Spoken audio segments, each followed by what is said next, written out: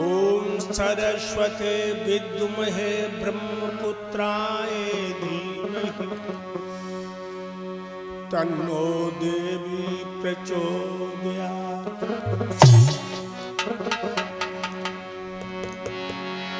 ओम अंजनी जाय विद्महे वायुपुत्राय धीमहि तन्नो हनुमाना प्रचोदयात्।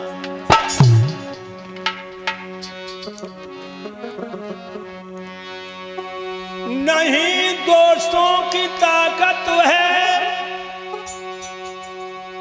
नहीं प्रभु दाम का बल है, सिर्फ आधार को भगवान तुम्हारे नाम का बल है।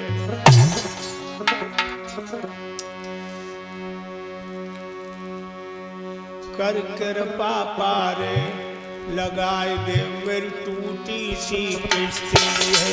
कर कृपा पार लगाए दे मेरी टूटी सी किस्ती है। कर कृपा पार लगाए दे मेरी टूटी सी किस्ती है। ए टूटी सी किस्ती है प्रभु जी, मेरी टूटी सी किस्ती है, टूटी सी किस्ती है। कर कृपा पारे लगाइयो मेरी टूटी सी किस्ती है। कर कृपा पार लगाइयो मेरी टूटी सी किस्ती है। कर कृपा पार लगाइयो मेरी टूटी सी किस्ती है। अविनाशी अजर अमर हो, सारे भूमंडल के घर हो, सबके भीतर और बाहर हो।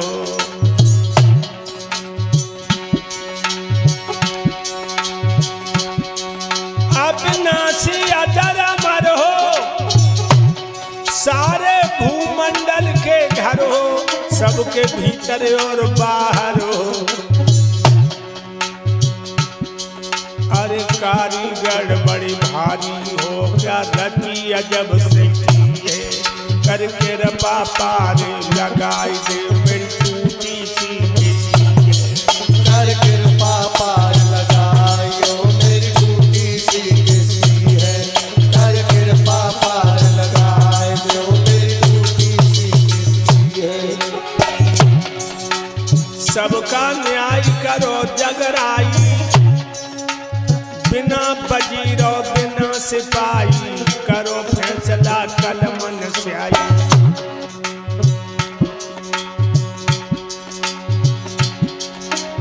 सबका न्याय करो जगराई, बिना वजीरो बिना सिपाही, करो फैसला कलमन स्याही। ऐसे न्यायकारी हो नहीं गलती पड़ सकती है। कर कृपा पारे लगाए दे मेरी टूटी सी किस्ती है। कर कृपा पार लगाइयो मेरी टूटी सी किस्ती है। मेरे दाता मेरे मालिक मेरे बादशाह, हमने दुख सहे अति भारी, प्रभु बुखार ने कर गई ख्वारी, तब हम आइए शरण तुम्हारी।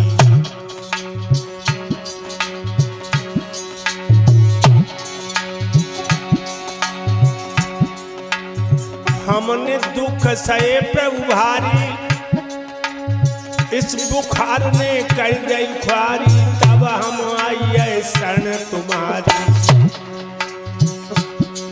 मेरी नाव परी मझधार में, तारो तो तर सकती है। कर कृपा पार लगाइयो मेरी टूटी सी किस्ती है।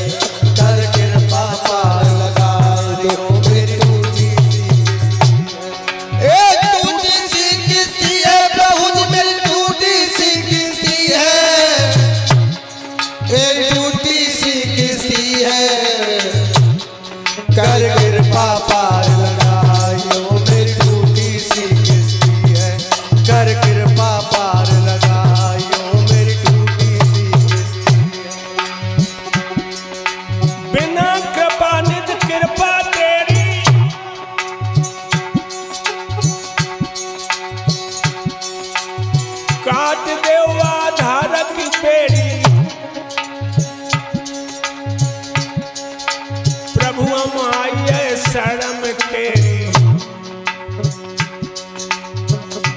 करो मेरे हृदय में मेरे नाथ कुमत बसती है। कर कृपा पार लगारियों मेरी टूटी सी किस्ती है। कर कृपा पार उतारियों मेरी टूटी सी किस्ती है। एक टूटी सी किस्ती है प्रभु मेरी टूटी सी किस्ती है। मेरी टूटी सी किस्ती है। कर कृपा पार उतारियों मेरी टूटी सी किस्ती है। कर कृपा पार उतारियों मेरी टूटी सी। बोलो आनंद कंद भगवान की जय हो।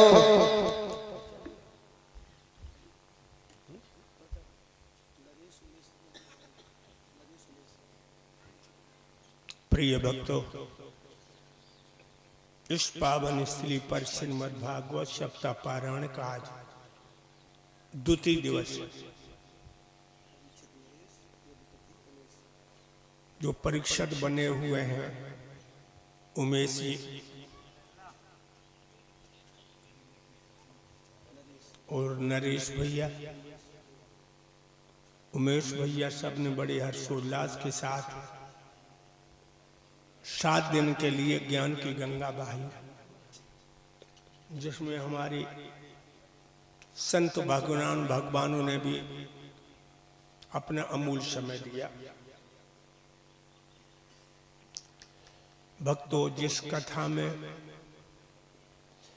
जिस समाज में संतों का पदार्पण हो जाता है,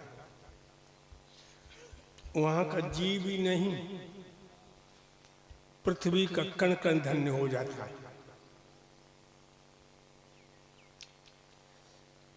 मुझे बड़ा हर्ष है कि मैं यहाँ के देवताओं के दर्शन नजदीक से कर रहा हूं।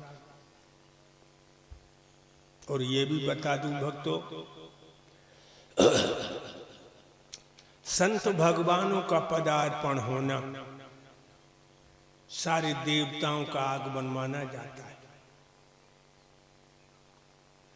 संतों के दर्शन जिस कथा में होते हैं तो शास्त्रों में लिखा है कि संत मिले ता हर मिले रही न अंतर रेख। जहां संत भगवान मिल जाते हैं वहां परमात्मा मिल जाते, उसमें कोई भेद नहीं। और ये भी बता दूं, भगवान की कथा जहां होती है सारे तीर्थ मौजूद होते हैं और सारे देवता मौजूद होते हैं। यथा यथा पुरुषा कल्याणे कोटि मना तथा तथा सर्वार्थ सिद्ध्यन्ते नाथ संशय। भगवान की कथा में जो समय निकाल के जाते हैं उनके सारे अभीष्ट कार्य सिद्ध होते हैं, इसमें कोई संशय नहीं। भाइयों, धर्मो हन्ते हन्ता धर्मो रक्षे रक्षता। धर्म की रक्षा तुम करोगे तो धर्म तुम्हारी रक्षा करेगा, और धर्म को तुम छोड़ दोगे तो धर्म ही तुम्हारा नाश कर देगा। इसलिए कभी धर्म को मत छोड़ना, चाहे प्राण छोड़ देना, लेकिन धर्म को नहीं छोड़ना। आजकल बात तो लोग धर्म की करते हैं और अधर्म के रास्ते पर अंधाधुंध चले जा रहे हैं। बात धर्म की करते हैं। इन्हें पूछा जाए कि धर्म की डेफिनेशन क्या है, धर्म की परिभाषा क्या है? धर्म की परिभाषा ये नहीं है कि कथनी और करनी में भेद। कथनी और करनी में जो भेद करते वही अधर्मी होते हैं। धर्मी वही होता है कि जो कहता है वही करता है। भगवान की कथा में जब जाओ तो ढोल मंजीरा न देखो, ये तो सुनते सुनते सारी जिंदगी हो गई तुम्हारी हमारी। सिर्फ ये देखना है कि मेरी आत्मा का कल्याण कैसे होगा, क्योंकि ये मानव का शरीर थोड़े पुण्य से नहीं मिला। बहुत बड़े पुण्य जब हम और आपने किए, तब हमें तुम्हें मनुष्य बना के परमात्मा ने भेजा। अब मनुष्य बन के आए हैं तो तुम्हारे पास मानवता होनी चाहिए। कभी दूसरों की आस मत करो, आस करो परमात्मा की। बात अखारत की मत कहिए, चाहे तुम्हें चुप रहना पड़े। और प्यार करो तो तजो कबहू न, चाहे तुम्हें दुख सहनो पड़े। हिंसक जीव को भेदन दीजिए, झूठ तुम्हें चाहे कहनो पड़े। एक सहारू गाओ हर को, जो और सहारू न लेनो पड़े। परमात्मा का सहारा पकड़ो। दुनिया वालों का सहारा पकड़ने से नाव अधफर में डूब जाएगी, नाव अधफर में डूबेगी। जो परमात्मा का सहारा जिसने पकड़ लिया, उसकी नाव को किनारा मिल गया। मेरे भक्तों, अभी आप लोग हमारे शिष्य अवधेश चैतन्य के मुंह से महाभारत की कथा सुन रही थी। देखो, दुर्योधन ने धर्म छोड़ दिया, नाश हो गया, पानी देने वाला नहीं रहा। इसलिए मैं तुमसे बार बार यही इशारा करूंगा कि धर्म को मत छोड़ना, धर्म पर चलना। मेरे भक्तों, 18 दिन में 18 अक्षौणी सेना मरी है महाभारत में। और जामे को ज्यादा मारो जानते हो? जामे अहीर मरे अहीर, क्योंकि दुर्योधन के साथ में नारायण सेना थी। द्वारका के सब यादव थे। एक अक्षौणी कितने का होता है? 2,18,721 का एक अक्षौणी। और मरे कितने? 18 अक्षौणी। वो 18 दिन में। आप अंदाजा लगाइए भक्तों, क्या हालत होगी उस महाभारत में। धरती लाल थी, अंतरिक्ष लाल था, उनके बीच में भारत के लाल सो रहे थे, यादवों के बेटा सो रहे थे। जिंदा पे जना हीरों के रोम नहीं छू पाए। मरने के बाद उनकी आंखें आते चीलो कौआ निकाल रहे। खून कितना था? जंघाओं तक खून, लाशें तैर रही थी, हवा के थपेड़ों से एक दूसरे से टकरा रही थी। भूत, भैरव, तांडव, मसान, बमर रक्कस, चुड़ैले, खबीस, काली, महाकाली, कंकाली, छिन्नमस्ता, ये देवियां अहीरों के खून से प्यास बुझा रही थी, होली खेल रही थी खून की।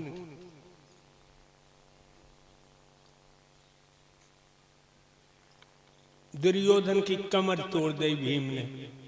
और एक बात और बता, पापी की भगवान पहले कमर ये तोड़ू करते, पापी की। तुमने बहुत से बुड्ढा देखे हुए, गली में जा रहे, कमर कमान पड़ी,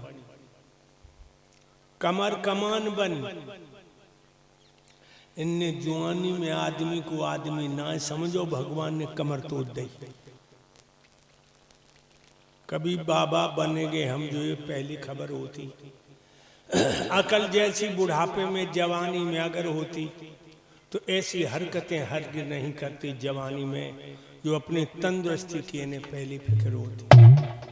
पराई बहन बेटियों को अगर नहीं बुरी निगाह से तकते तो जितनी हो गई आंखों की नाई कम नजर होती।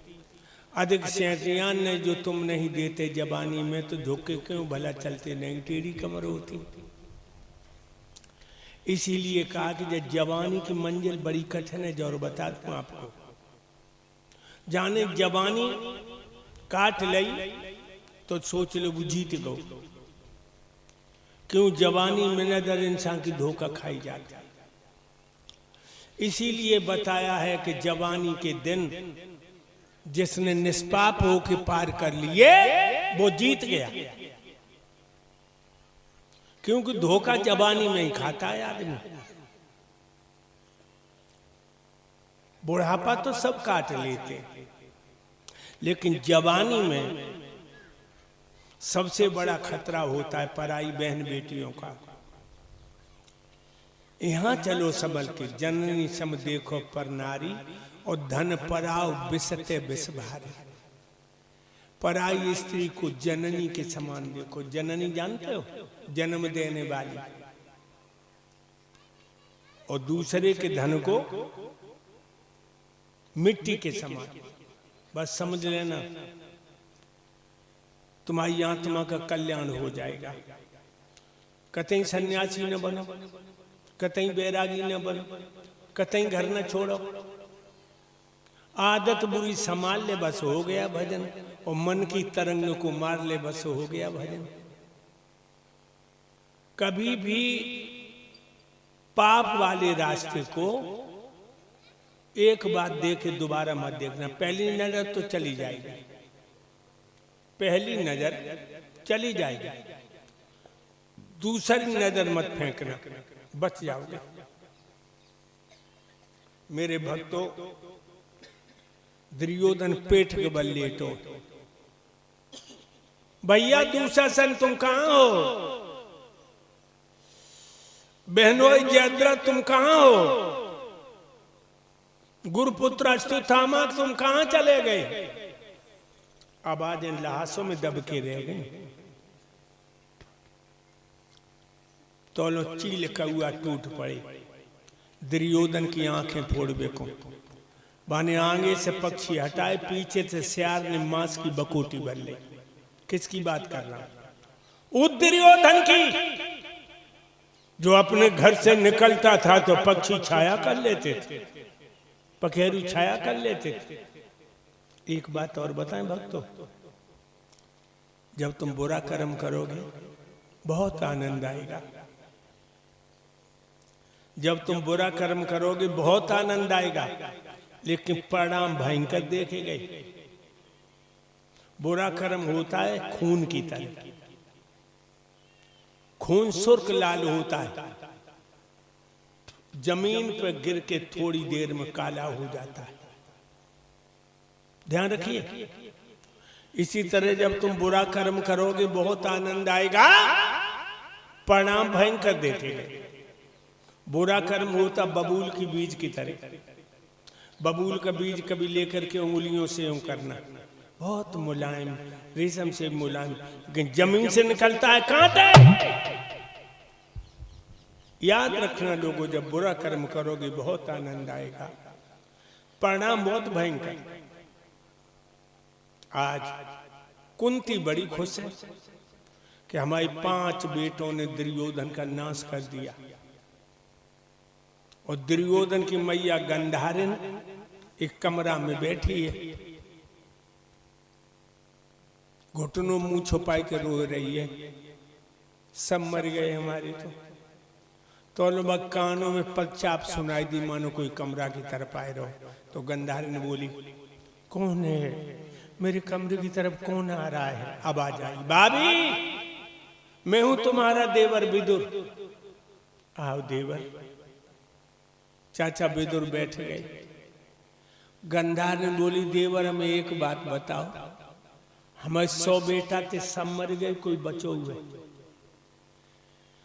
चाचा विदुर लंबी सांस लेके बोले, भाभी 99 की लाशें सड़ गई, तुम्हारा ज्येष्ठ पुत्र दुर्योधन जिंदाबाद, कमर भीम ने तोड़ दी।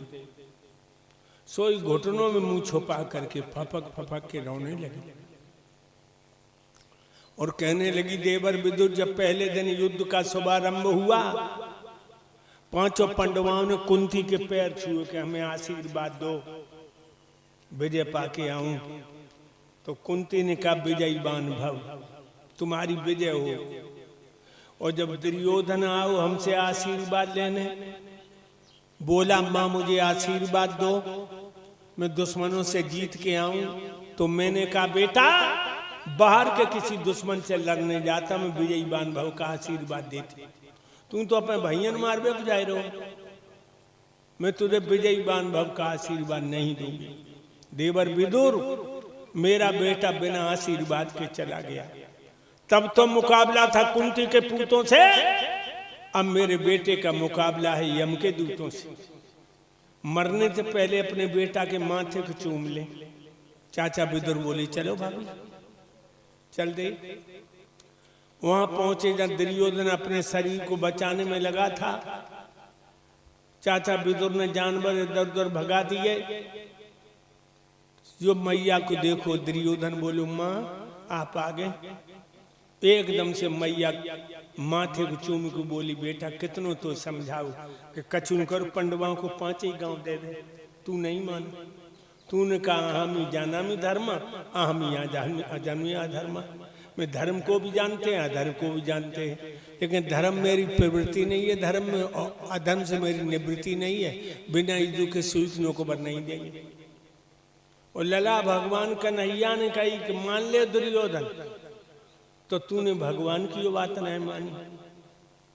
तू हमसे बोलो जगवाल गमारा हीर को भगवान कह रही है तू। जो अहिरन की लड़कियन में नाचत रहो, दही माखन मांग मांग खात रहो, जाए तू भगवान बता रही है। जा में एक ही गुण है, ये बंसी अच्छी बजा लेता। गंधार ने बोली लला वह कन्हैया की बंसी नहीं, बंसी बन के तुम मछली की तरह फांस लो, कुनवा को ना सोएगो। दुर्योधन कहने लगा मैया तुम सच कह रही हो, मेरा धर्म था भगवान की बात मान के मैं धर्मराज की पूजा करता,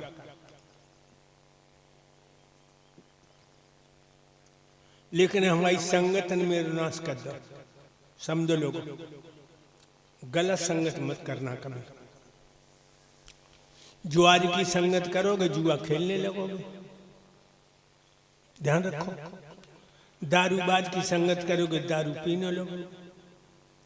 लुच्चे लफंगे की संगत करोगे पराई बहन बेटों बुरी नजर डालने लगोगे।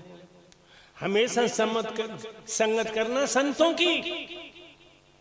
जब तुम संतों की संगत करोगे तो तुम्हारी आत्मा का कल्याण होगा। लुच्चे लफंगों की संगत से तुम बिगड़ोगे, तुम्हारी संतान बिगड़ेगी। मेरे भाइयों,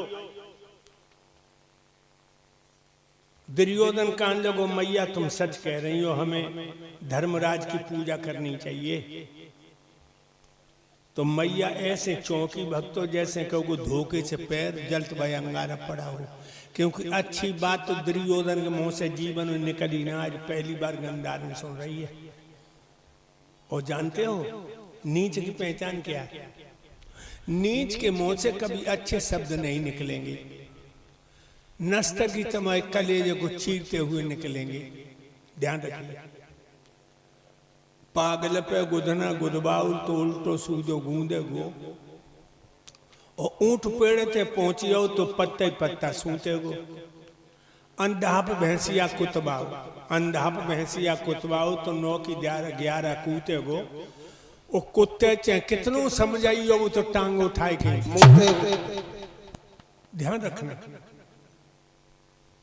तो मैया गंधार कहने लगी बेटा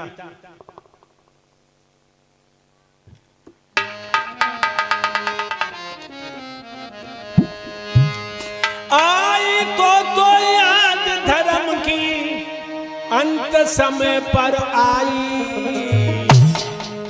और यही याद पहले जो आ जाती होती नहीं लड़ाई। यही याद पहले जो आ जाती होती नहीं लड़ाई। यही याद पहले जो आ जाती होती नहीं लड़ाई। और आई तो याद धर्म की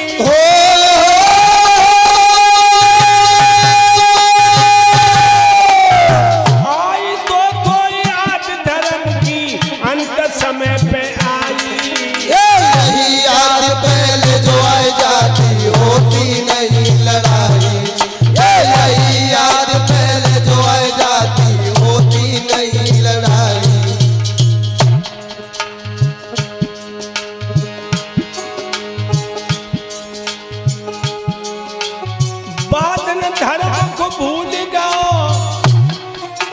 जब लक्षा के बनवायो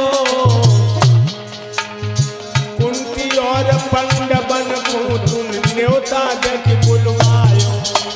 कुंती और पंडवन को तुम न्योता दे बुलवायो।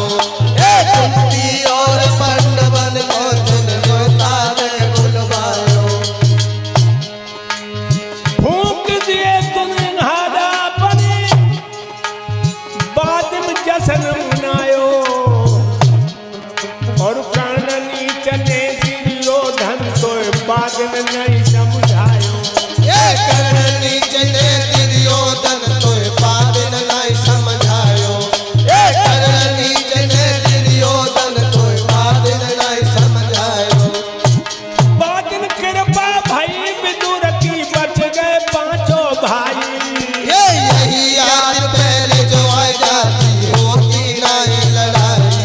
यही याद पहले जो आ जाती होती नहीं लड़ाई।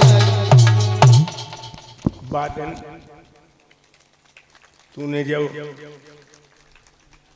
लक्षाग्रह और ये यज्ञपति जी श्रीमान उमेश यादव जी हमारे गुरुदेव को पुष्पों का हार पहना करके और 11 सुमुद्रों दे करके सम्मान कर रहे। भगवान हमेशा सुख शांति के रास्ता पर चलते रहे। वो तो विदुर की कृपा हुई, हड्डियां तक नहीं मिलती। यहाँ तू धर्म की बात कर रहा है। आतिशबाजी के मसाले का महल बनवाया तूने, कुंती शैत लिटा दिया और कहने लगी गंधार बादिन धर्म को भूल गओ। जब कपट को जुआ रचाओ ओ छल के फांसे पहन पंड बन बन बन में भटकाओ। चल के फांसे पहन पंड बन बन बन में भटकाओ। चल के फांसे पहन पंड बन बन बन में भटकाओ। नार द्रौपदी को तू शासन जय हो गुरुदेव भरी सभा में लाओ। पूरे दुर्योधन नीच बादना धर्म याद नहीं आओ। दुर्योधन नीच बादना धर्म याद नहीं आओ। दुर्योधन नीच बादना धर्म याद नहीं आओ। गंधार कहने लगी बेटा औरत के महीना में 3-4 दिन ऐसे होते हैं, उसे छूना तो बहुत दूर है, बल्कि छाया से बचना चाहिए। जब वो मासिक धर्म से होती, उस समय द्रौपदी मासिक धर्म से थी, उसने नहा के कपड़े नहीं बदल पाए। तो तूने कहा कि औरत को नंगी करके मेरी जांग पर बिठा लो।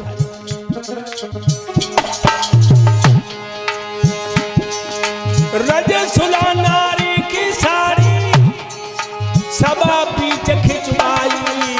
यही याद पहले जो आ जाती होती नहीं लड़ाई। यही याद पहले जो आ जाती होती नहीं लड़ाई। याद रख दुर्योधन, महीना में 3-4 दिन औरत के ऐसे होते हैं, उसकी छाया नहीं पड़नी चाहिए। और तूने कहा जो औरत को नंगी करेंगे मेरी जांग पर बिठा लो। याद है तुझे गिड़गिड़ा रही थी और कह रही थी तुम मेरे जेठ हो।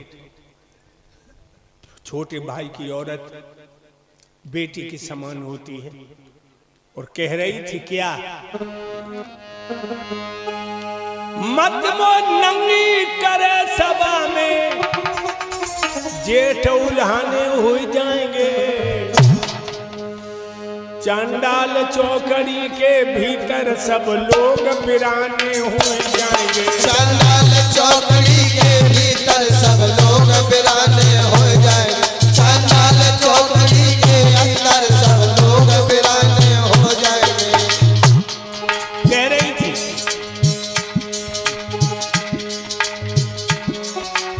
एकाबला की भरी सभा में कौन यतंगी देखेगा।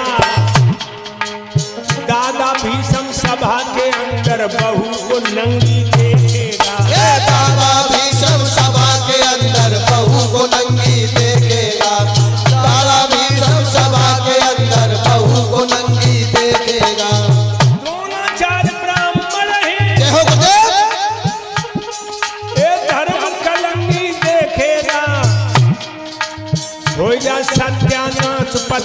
बैठे अर्धंगी देखेगा।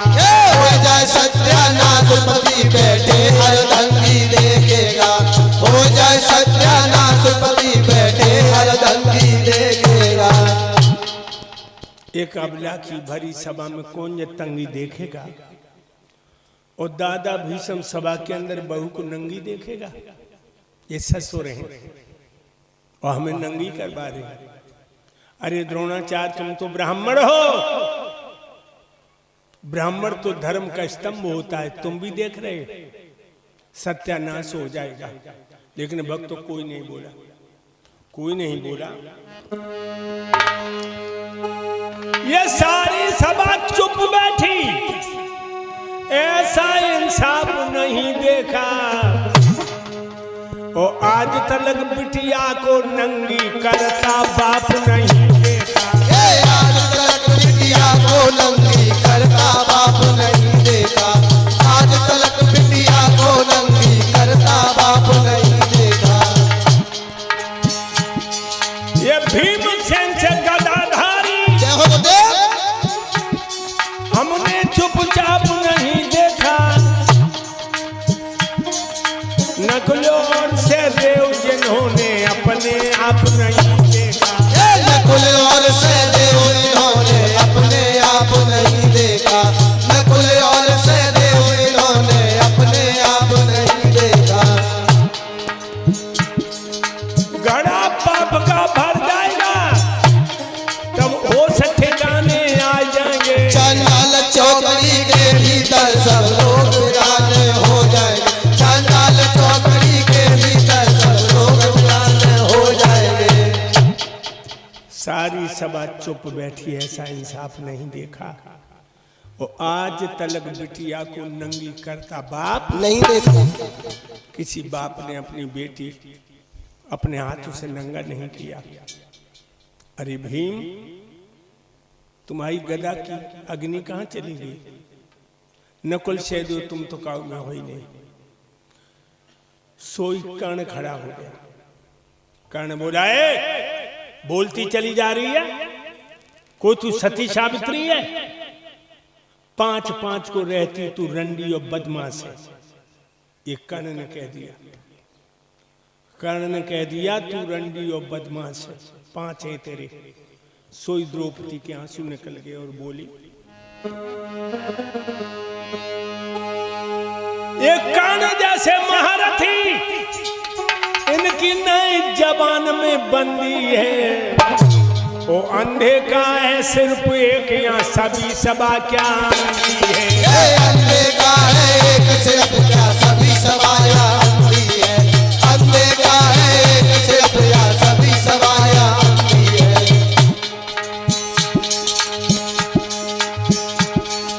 बिना भाव के लुटन लगी, इज्जत मेरी मंदी है।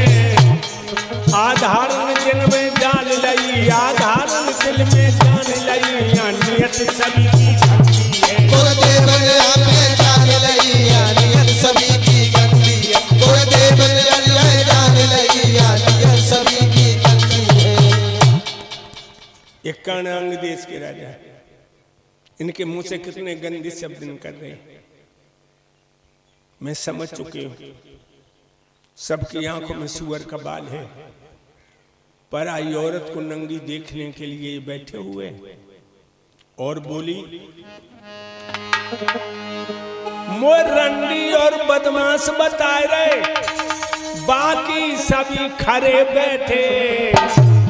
और नीति और विद्वान यहाँ पे नीची नार करे बैठे। नीति और विद्वान यहाँ पर नीची नार करे बैठे। नीति और विद्वान यहाँ पर नीची नार करे बैठे। कोई दर्द सुने नहीं मेरा, सब हाथ पे हाथ धरे बैठे।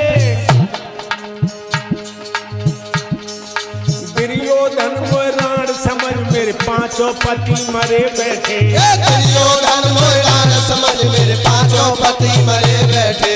दुर्योधन मोरान समझ मेरे 5 पति मरे बैठे। आधार की लकी भर गई है, घर घर आपस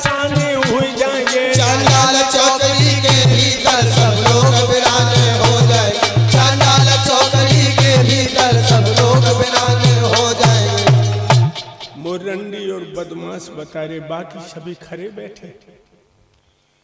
नीत और विद्वान वहां पे नीचे नार करें बैठे, कोई दर्द सुने नहीं मेरा, सब हाथ पे हाथ धरे बैठे। दुर्योधन और राण समझ, फिर पांचों पति मरे बैठे। गंधार ने बोली, फिर भी तुम्हें होश नहीं आया? अब धर्म की बात कर रहे हो, काय को जिंदा चले जाओ यहां से। मेरे भक्तों, उसी समय हिलकी भरी, 3 हिचकियां दुर्योधन के, दुर्योधन मर गया। धरती का भार कम हो गया। गंधारी रोते हुए घर में आ गई। धर्म को छोड़ने वालों की ये हालत होती। पांडाल में बैठे हो, धर्म को मत छोड़ना, अपने प्राण छोड़ देना, लेकिन धर्म को नहीं छोड़ना। मेरे भाइयों, अब एक भगवान का कीर्तन बोलो बड़े प्रेम से। सभी भक्त ताली बजा करके कीर्तन बोलेंगे।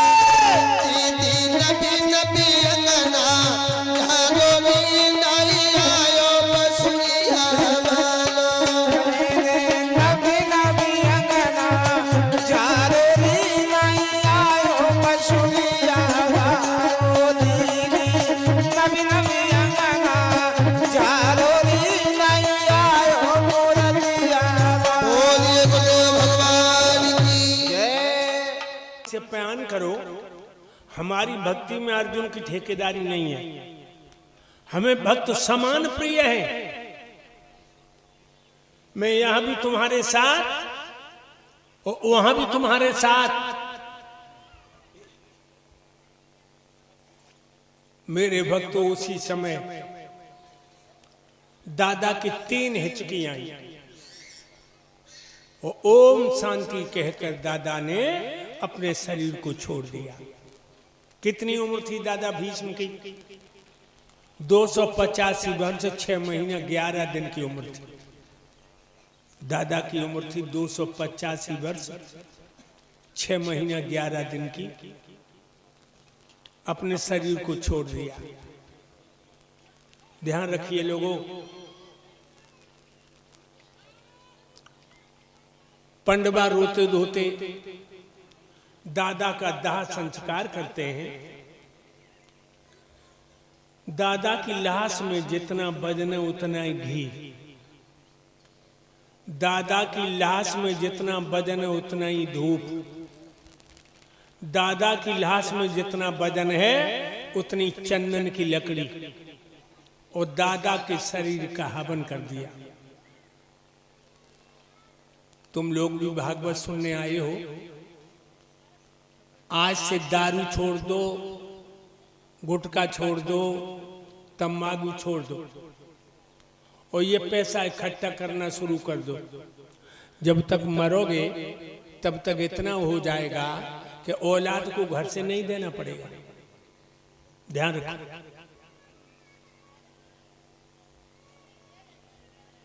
औलाद को घर से नहीं देना पड़ेगा। आज ही से दारू छोड़ दो, गुटखा छोड़ दो, तंबाकू छोड़ दो। बड़े दुख के साथ हमें कहना पड़ता है कि जो जीवन की कमाई तुम दारू में लगाते हो, तंबाकू में, गुटखा में, बीड़ी सिगरेट में, इससे तुम्हें दोनों तरफ से क्षति है। जाइए आप गुजरात में, गरीब भी जब मरता है तो चादरा गली में बिछा दिया जाता है। कोई 50 चढ़ाता, कोई 100 फेंकता, कोई 200 फेंकता। बस गरीब का भी हवन हो जाता शरीर का। और तुम्हारे यहां भी जब कोई गरीब मरे तो चादरा गली में बिछा दो, बटान पे सब देंगे। ध्यान रखिए लोगों, तुम तो जिंदा रहते तो बदबू छोड़त हो, बीड़ी दारू, और मर के जब जलते तो वो बदबू छोड़त हो। आज ही से बीड़ी गुटखा ये मादक पदार्थ छोड़ो और ये पैसा इकट्ठा करो। जब जलोगे तुम, इतनी सुंदर सुगंधी आएगी, लोग कहेंगे हवन हो रहा है। मेरे भक्तों, अच्छा इतने पंडाल में बैठे, हाथ उठाओ, कौन कौन नहीं मरेगा?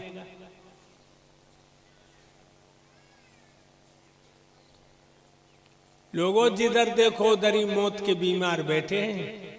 लाखों मर रहे, हजारों तैयार बैठे हैं। दादा के शरीर का हवन कर दिया। तुम भी आज से ही बीड़ी गुटखा दारू छोड़ दो और जो पैसा इकट्ठा करने लगो।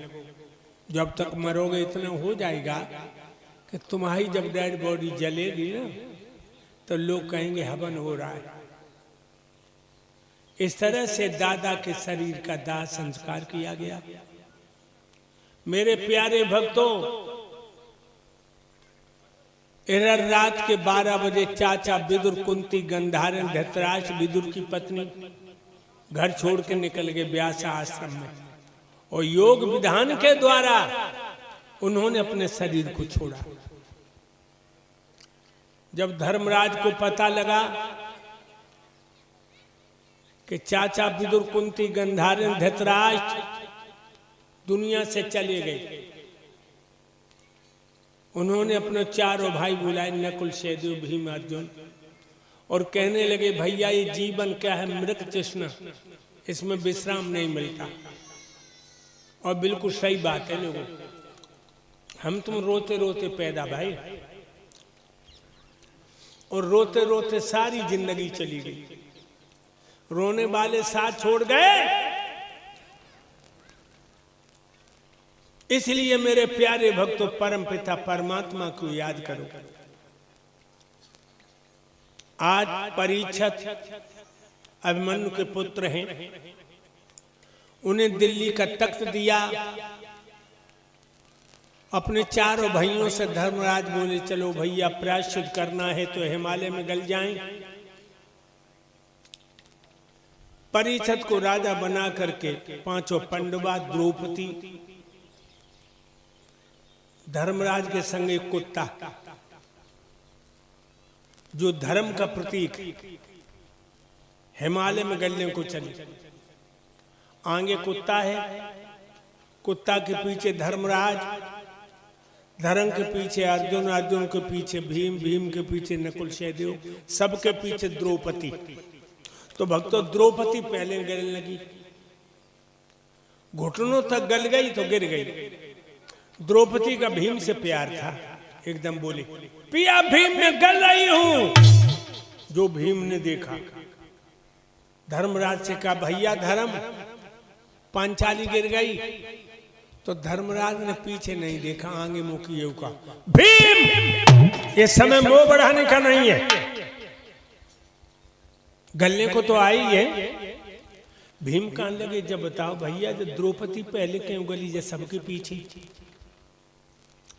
धर्मराज कहने लगे, इस औरत को अपने यौवन पर बड़ा घमंड था। इस द्रौपदी को अपने यौवन पे बड़ा घमंड था। जब जब श्रृंगार करने खड़ी होती थी तो मन ही मन में कहती थी, मेरे समान सुंदर कोई औरत नहीं है। तासों गली, और जो माँ भारत जाई न कराए दो, तासों गली। द्रौपदी गली है, नकुल सहदेव गली है, भीम अर्जुन गली है। धर्मराज को अंगूठा गलो।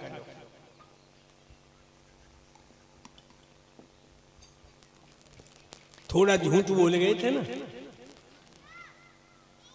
अश्वत्थामा की मृत्यु की घोषणा कन्हैया के कहने से कर दे, अश्वत्थामा नाम को हाथी मारो। उन्होंने कह दिया अश्वत्थामा हता, तो लो शंख बजिए। मेरे भक्तों, अंगूठा गलिया, समझो। परीक्षित महाराज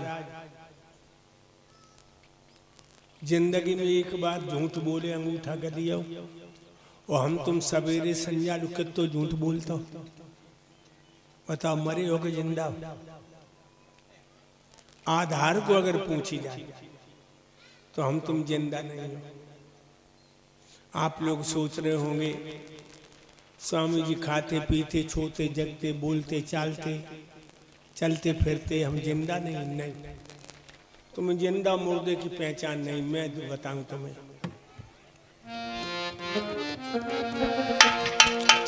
जिंदा वो माने जाते जो प्रभु से प्रीत लगाते हैं,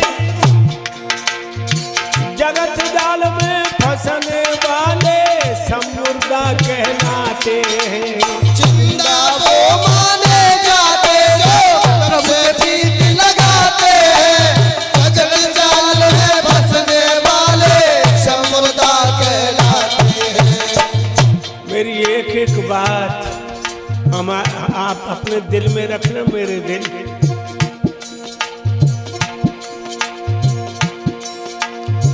धर्म पीर जिंदा है, मुर्दा सब पापी शैतान रे।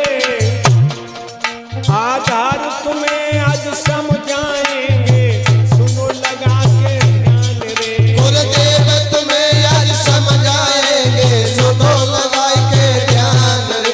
गुरुदेव तुम्हें आज समझाएंगे, सुनो लगा के ध्यान रे। जिंदा वो माने जाते हैं जो प्रभु से प्रीत लगाते हैं। सुबह शाम आंखें बंद करके परमात्मा से कहते, मेरे दाता, मेरे मालिक, मेरा कल्याण करना। और मुर्दा वो हैं जो धन के मद में, औलाद के मद में, न तो इन्हें मौत की याद है न भगवान की याद है। ऐसे मत आला बच्ची, ए मोड़ी, अरे बक सुन रही क्योंकि ये ऐसे काय बुला रही, क्यों छोटे पर है? ध्यान रखना भक्तों, धर्मवीर जिंदा हैं, मुर्दा सब पापी शैतान। और बताऊं, सभी स्वार्थी मरे हुए जिंदा परोपकारी हैं, मरे हुए सारे विचारी जिंदा सब ब्रह्मचारी हैं। सभी स्वार्थी मरे हुए जिंदा परोपकारी हैं, मरे हुए सारे ब्रह्मचारी जिंदा परोपकारी हैं। जिंदा बोले सत्य, सदा झूठन को मुर्दा जान रे। गुरुदेव तुम्हें आज समझाए गए हैं, सुनो लगा के ध्यान रे। गुरुदेव तुम्हें आज समझाए गए हैं, सुनो लगा के ध्यान रे। सभी स्वार्थी मरे हुए हैं, जिंदा परोपकारी हैं। जो हमेशा अपना उल्लू सीधा करने की बात करते हैं, दूसरों का भला बुरा नहीं देखते, वो स्वार्थी हैं, मुर्दा हैं। और चाहे अपना काम भले ही बिगड़ जाए, जो दूसरों के काम में हाथ बटाते हैं वो जिंदा है। तो कितने भैया पंडाल में ऐसे बैठे हैं जो अपनी बिटिया की शादी से पहले गरीब बाप की बेटी की शादी में धन देते हैं। कितना भैया ऐसे बैठे जो हमारे संत भगवानों की कुटिया पे फूस डालते हैं, अपनी कोठी हवेली के पहले गरीब संतों की रक्षा करते। कितने लोग ऐसे हैं अपनी औरत काली कलूटी कुरूप सुंदर जैसी भी है उसी में संतोष रखते हैं, और पराई बहन बेटी को जो अपनी बहन बेटी मानते हैं वो ब्रह्मचारी है। अपनी नारी ब्रह्मचारी, अपनी पत्नी कैसी भी है वही दिल की देवी है। पराई बहन बेटी को अपनी बहन बेटी मानते हैं वो ब्रह्मचारी हैं। अपनी नारी ब्रह्मचारी। और जिनकी आंखें में सुअर को बाल है कि घर में भूखी नंगी बैठी घरवाली और रसगुल्ला खाए रही बाहर वाली। घर में भूखी नंगी बैठी घरवाली और रसगुल्ला खाए रही बाहर वाली। भक्तों वो कुत्ता न तो यहाँ इज्जत पाएंगे न भगवान के। उसी समय आसमान से विमान आया, धर्मराज ने कुत्ता गोद में लिया, विमान में बैठ गए और स्वर्ग को चले गए। ऐसे धर्मराज की द्वापर का अंत समय था, वो कलयुग की बारी आई थी। सुख सूर्य डूबने वाला था और दुख की अंधेरिया छाई थी।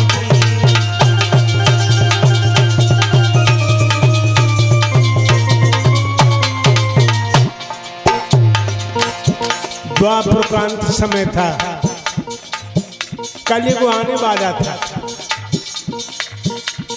सुख रूपी सूरज अस्त हो रहा था, दुख रूपी अंधेरी रात आ रही थी। आइए न कहो तो कह लो, या द्वापर था व्रत सैया पर, कल काल रूप धरती पर था। पापों का उदय हो रहा था, या धारक रब ढलने पर था।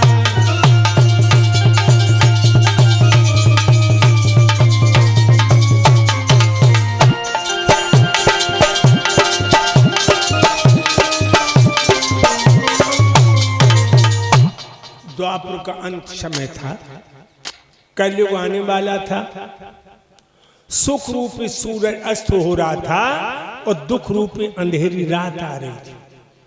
जिस समय पंडवा हिमालय में गले, यूं कह लो कि द्वापर बूढ़ा होके चारपाई पे चकियां ले रहा है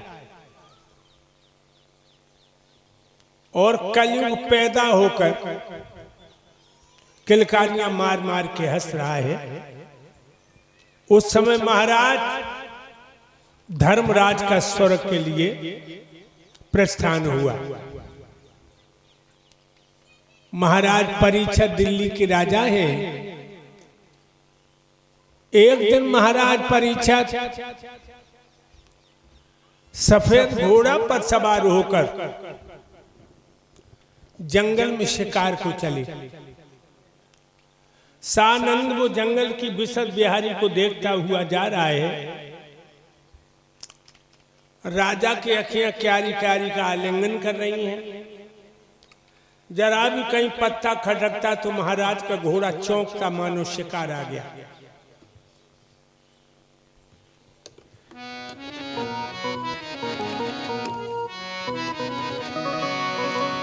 मिल ना सकी शिकार कहीं आधार सुनो चितलाई। अब होनहार बलिबान रे ना मिटते हैं मिटाई।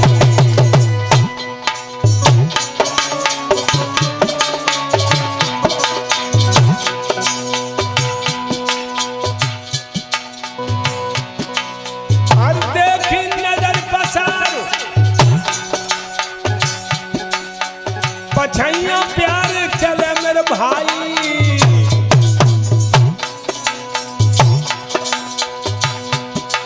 एक गाय नजर में आई रही रे के जीव रही लटकाई।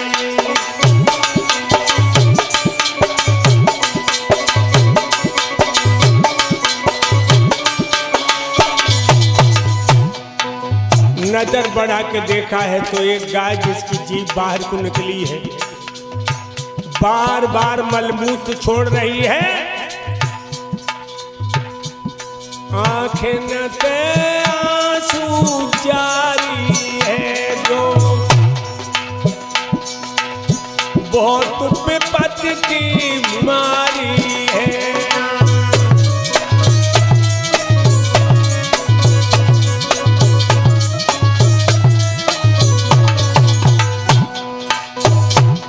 राजा ने निगाह पसारी है एक बैल रहो किलकारी है।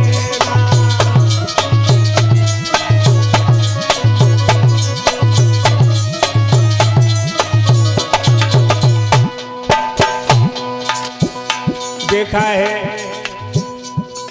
एक गाय जिसकी जीभ बाहर को निकली है, आंखों से आंसू थर थर कांप रही है, बार बार मलमूत्र छोड़ रही है। और गाय के पीछे एक बैल जिसकी कमर तन के नीचे को झुकी कछुआ लगा रहा, आंखों से आंसू गिर रहे हैं।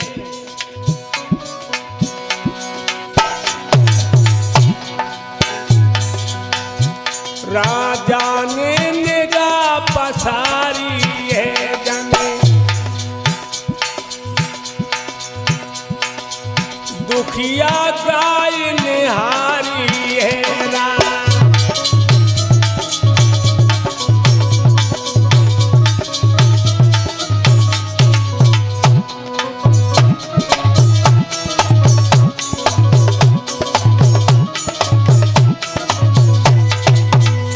मेरे प्यारे भक्तों, शिकार तलाश कर रहा था, वो तो शिकार नहीं मिली, दूसरी शिकार मिल गई। एक डकराती हुई गाय, जीभ बाहर निकली है, आंखों से आंसू गिर रहे हैं, थर थर कांप रही है। और गाय के पीछे एक बैल जिसकी कमर तन के नीचे को जी कचू कचू लंगड़ाए रहो। और जिस समय गाय ने परीक्षित को देखा तो बोली, कौन है आज मेरी जान बचाने आए? कौन है आज मेरी जान बचाने आए? कौन है आज मेरी लाज बचाने आए? कौन है आज मेरी जान बचाने आए? धर्म के नाम पे बलिदान चढ़ाने आए। धर्म के नाम पर बलिदान चढ़ाने आए। धर्म के नाम पर बलिदान चढ़ाने आए। जाति देश की मर्यादा निभाने आए। डूबती नाव को दो हाथ लगाने आए। डूबती नाव को जो हाथ लगाने आए। डूबती नाव को जो हाथ लगाने आए। ये आवाज परीक्षित ने जब सुनी तो जीवों का वध करने वाला सेवा शिविर सदस्य बन गया। सेवा शिविर सदस्य बन गया।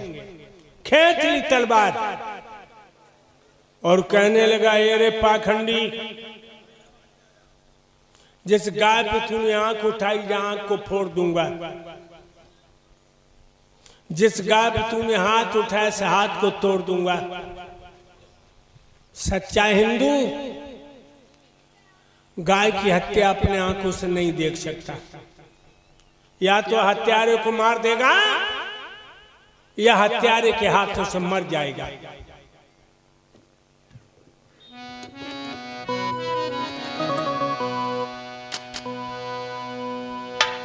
समझिए लोगों, एक गाय पर हमारे देश का राजा परीक्षित जान देने को तैयार हो गया।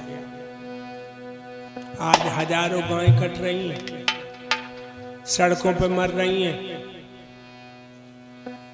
किसी राजा को इसकी चिंता नहीं है।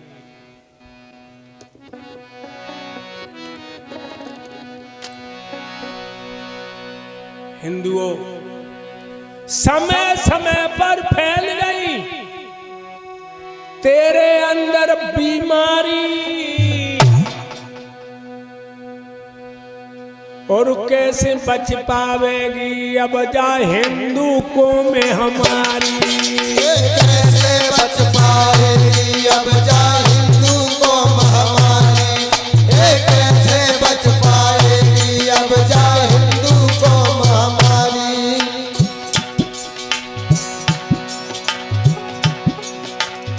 जगह जगह पर फैल रही तेरे अंदर बीमारी, कैसे बच पाएगी अब जा हिंदू को में हमारी।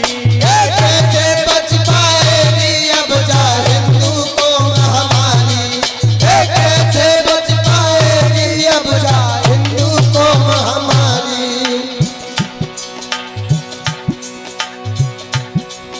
ये भारत माता कांप रही पाकिस्तानी गोले से, और गाय के मांस बाजार में बिक रहे आलू और छोले से। आलू और छोले से भाइयों, आलू और छोले से। गाय के मांस बाजार में बिक रहे आलू और छोले से। कई हजार गायें जब देश में रोज जाए रही मारी। कैसे बच पाएगी अब जा हिंदू को महामारी। कैसे बच पाएगी अब जा हिंदू को महामारी।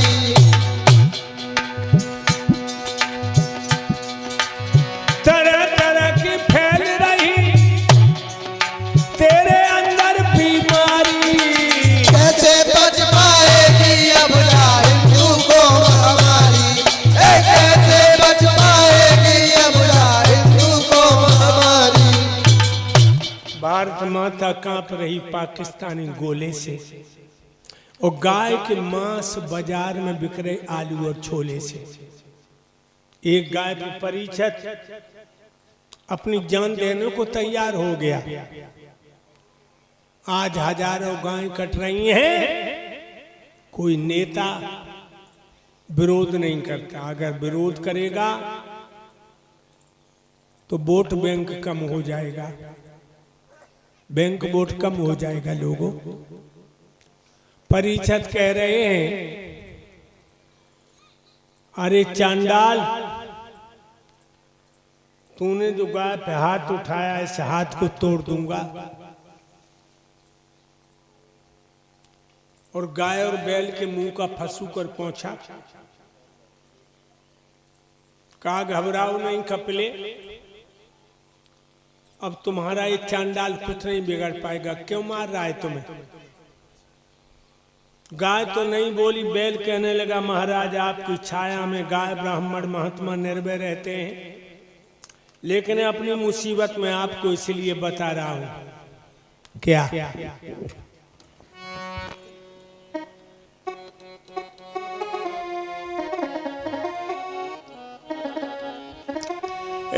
कुछ दिन के बाद जमाने की अरे हवा बदलने वाली है, अरे हवा बदलने वाली है। धर्म अवतार धर्मों की सबसे आखिरी दिवाली है, सबसे आखिरी दिवाली है।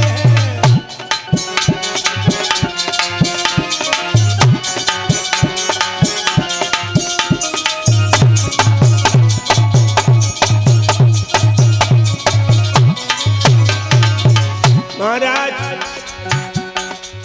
वक्त बहुत बुरा आ रहा है। क्षत्रिय कुमार सो जाएंगे, जागेंगे नहीं जगाने से। सिंह के पूत डर जाएंगे बंदर भभकी दिखलाने से, बंदर भभकी दिखलाने से।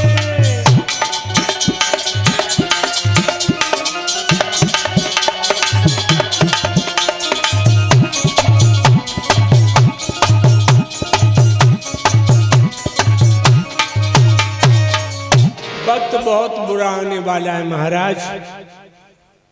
ये राजनीति बनियों का व्यापार बन जाएगा और क्षत्रियों का अधिकार चला जाएगा।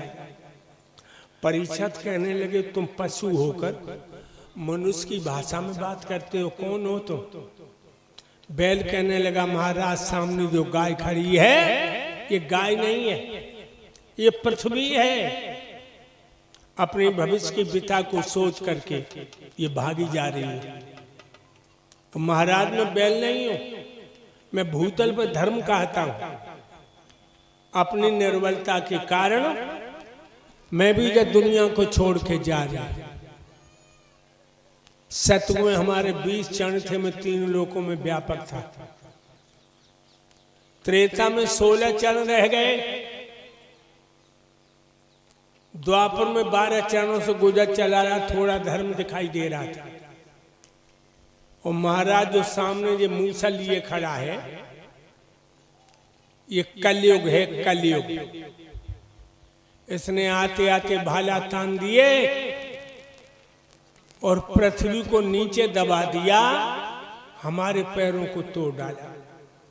महाराज लूला लंगड़ा देश की सहायता नहीं कर सकता। जब कलयुग आएगा बड़े बड़े बुरे कर्म होंगे। क्या होंगे? तो कहने लगे सुनो महाराज, आगे वो सब आ रहा है, बेटियां न कोई जानेगा।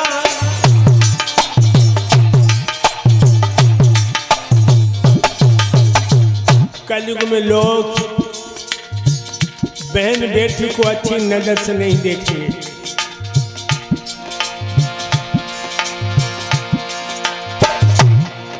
आगे वो समय आ रहा है, बेटियां न कोई जानेगा। बन आएगी पाखंडों की और धर्म न कोई मानेगा।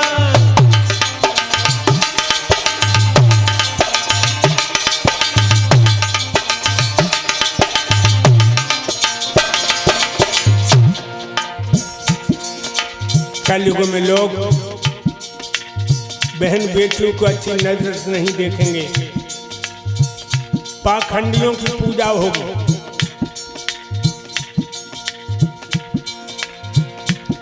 क्षत्रिय कायर हो जाएंगे, बनिया अधिकार जमाएंगे, दिनों का खून चूस करके तब गुंडा प्यास बुझाएंगे।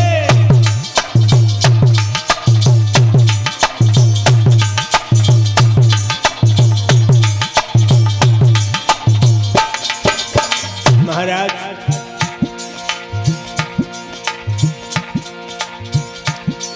मूर्तियां रात दिन टूटेंगी, मंदिरों में बध के दिखाएंगे। जब ऐसी दशा राम होगी, आधार कहाँ को जाएंगे।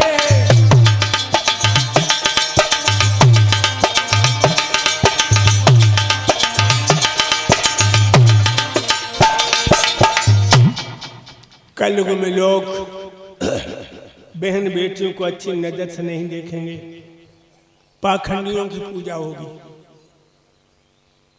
मंदिरों में से मूर्तियां तोड़ करके जमीन में दबा दी जाएंगी।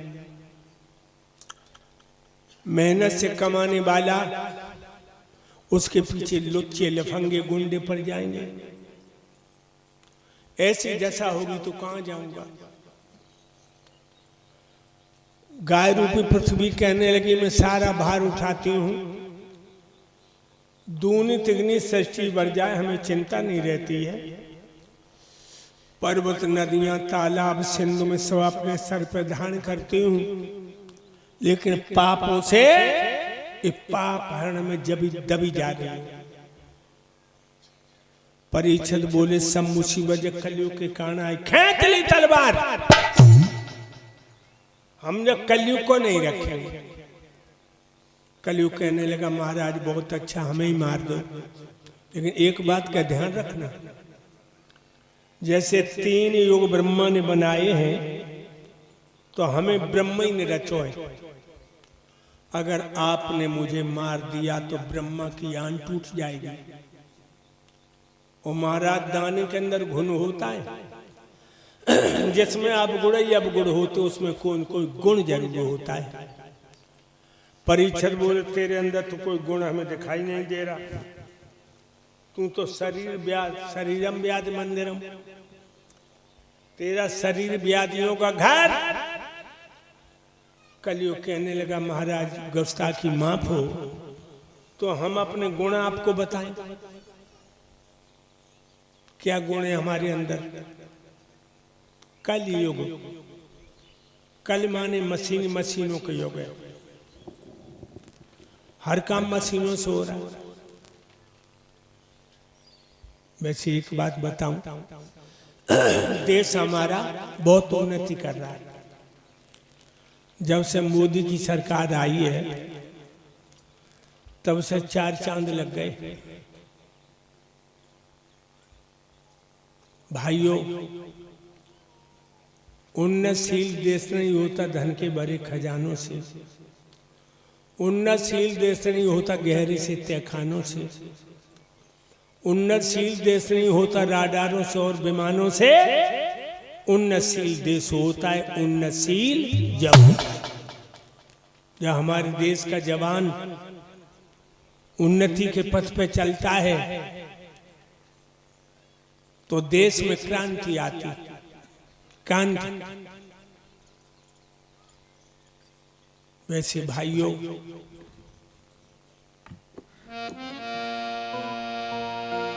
मानव का निर्माण नहीं तब तक कुछ उत्थान नहीं, जिसके बनने से सब बनता इसका बिल्कुल ध्यान नहीं। मानव का निर्माण नहीं तब तक कोई उत्थान नहीं, जिसके बनने से सब बनता उस पर बिल्कुल ध्यान नहीं। मानव का निर्माण नहीं तब तक कुछ उत्थान नहीं, जिसके बनने से सब बनता, इसका बिल्कुल ध्यान नहीं। वैसी रोशनी सड़कों पे है, रोशनी मिलों में है, रोशनी झोपड़ी में है, रोशनी किलों में है, रोशनी हर जगह है, लेकिन रोशनी झोपड़ी में है, रोशनी किलों में है, रोशनी सड़कों पे, रोशनी जिलों में है, रोशनी तहसीलों में है। नजर बढ़ा के देखो तो अंधेरा सबके दिलों में है, अंधेरा सबके दिलों में। उन्नति बहुत करी देश ने। चंद सूर की दूरी नापी, 12 के दुपठाए, चंद्रमा पे चले गए, मिट्टी लेकर आए हैं। चंद सूर की दूरी नापी, 12 गेट पठाए, चंद्रमा पे चले गए, मिट्टी लेकर आए हैं। चंद्रमा के ऊपर एक मंगल ग्रह है, आदमी वहां भी पहुंच गया, वहां नदी के निशान मिले हैं।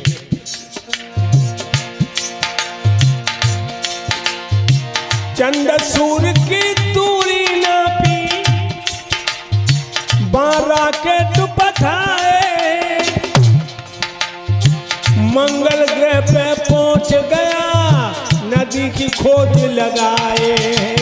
चंद सूर की दूरी नापी, 12 गेट पठाए, मंगल ग्रह पे पहुंच गए, नदी के खोज लगाए। कितना ऊंचा काम किया, कितना गुरुदेव, दुनिया भर में नाम किया, कोई कभी न मरने पाए, इसका भी इंतजाम किया। मानव का निर्माण नहीं, तब तक कोई उत्थान नहीं, जिसके बनने से सब बनता, उसका बिल्कुल ध्यान नहीं। मानव का निर्माण नहीं, तब तक कोई उत्थान नहीं, जिसके बनने से सब बनता, उसका बिल्कुल ध्यान नहीं। चंद सूर की दूरी नापी, 12 रॉकेट पठाए हैं, और चंद्रमा पे चला गया आदमी, मिट्टी लेकर आए। कितना ऊंचा काम किया, दुनिया भर में नाम किया, और कोई कभी ना मरने पाए, इसका भी इंतजाम किया। 10-15 साल रोज जिंदा रह लो, फिर कबू न मरियो। क्यों? एक ऐसा इंजेक्शन बन के तैयार हो रहा है, चूहा पे अनवाया, चूहा 10 गुना ज्यादा जिंदा रहा। कीमत कितनी है गुरुदेव? साइंस के लोग आदमी के लिए भी बना रहे हैं वो इंजेक्शन, एक लगा लो कबू न मरियो। कितनी कीमत है गुरुदेव? बाजार में जब तक आएगा 75 करोड़ का एक होगा। तो बड़े बड़े आदमी बिल्कुल ना मरेंगे। ये जितने नेता हैं वो तो मरे ना, ये तो अपने खानदान को बचाए नहीं। हमारे तुम्हारे पकौड़ा बने। चंद सूर्य की दूरी नापी, 12 रॉकेट पठाए हैं, चंद्रमा पे पहुंच गए, वंश मिट्टी लेके। कितना ऊंचा काम किया, दुनिया भर में नाम किया, और कोई कभी ना मरने पाए, इसका भी इंतजाम किया। देखा गांव में जिस सड़क से हम कल आए हैं, यह सड़क कच्ची थी बिल्कुल। मैं साइकिल से चलता था, साइकिल भी बहुत पुरानी थी हमारी, मटकाट नहीं था वहाँ पे, तो हम जाया करते थे एटा से अलीगंज, बिल्कुल कच्ची। अब सड़कों के जाल बिछ गए, हैंडपंप, ट्यूबवेल, बिजली सब बन रहा है। कौन के लिए? आदमी के लिए। वो आदमी समय से पहले मर रहा है, पी दारू